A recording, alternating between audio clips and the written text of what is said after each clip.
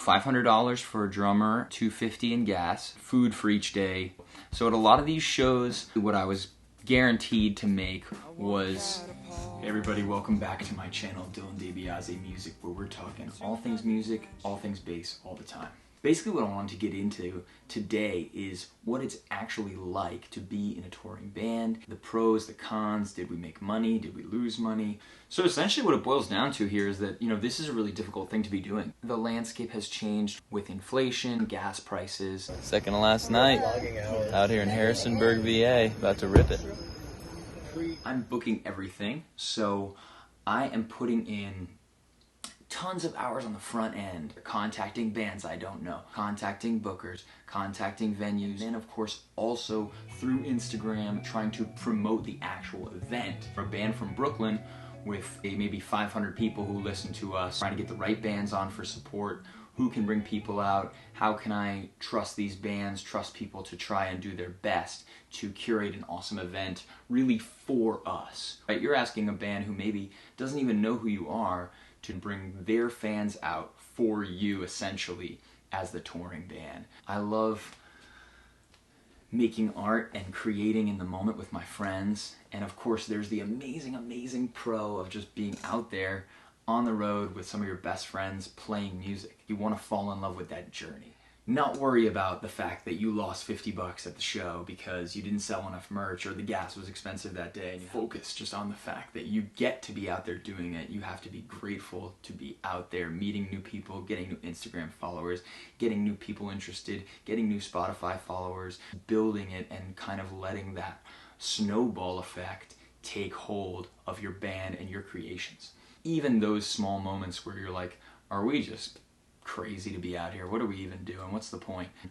Kind of like any daily action that you put into your life and into the things you want will eventually yield fruit, and you have to remain in that belief mindset, which can be very, very hard at times. Just yesterday, driving back from the show, I had driven from Virginia to New Brunswick, and then we played for not a lot of people in New Brunswick, and I'm thinking, gosh, I put 6.5 hours probably in the car to play a show that was less than desirable. I don't think we made a ton of new fans at the show, didn't make a lot of money at the show, and so what I'm learning more and more is that I have to just accept that part of it and continue and try to even take the ones that feel like losses and make them feel like wins no matter what. Even if the win was just tiny, tiny, tiny, even if we had an Instagram follower, we got one more person to check out the music, that in itself can be something that eventually leads to bigger things.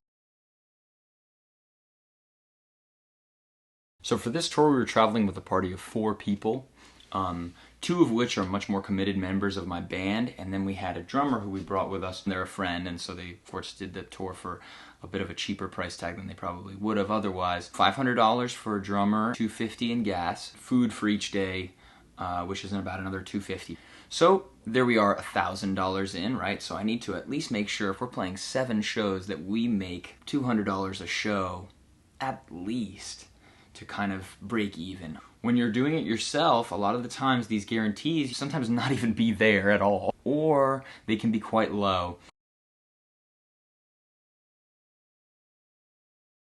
I had a couple nights where the merch really was bad, didn't go well, and we didn't make any extra money. We're lucky enough to have a lot of friends in a lot of places, but we still had to spend some money on lodging over the course of the week. So I spent about $150 on hotels, and then we ended up staying with friends about 5 nights of the week. So thank you so much if you were one of those friends. That really goes a long way and appreciated.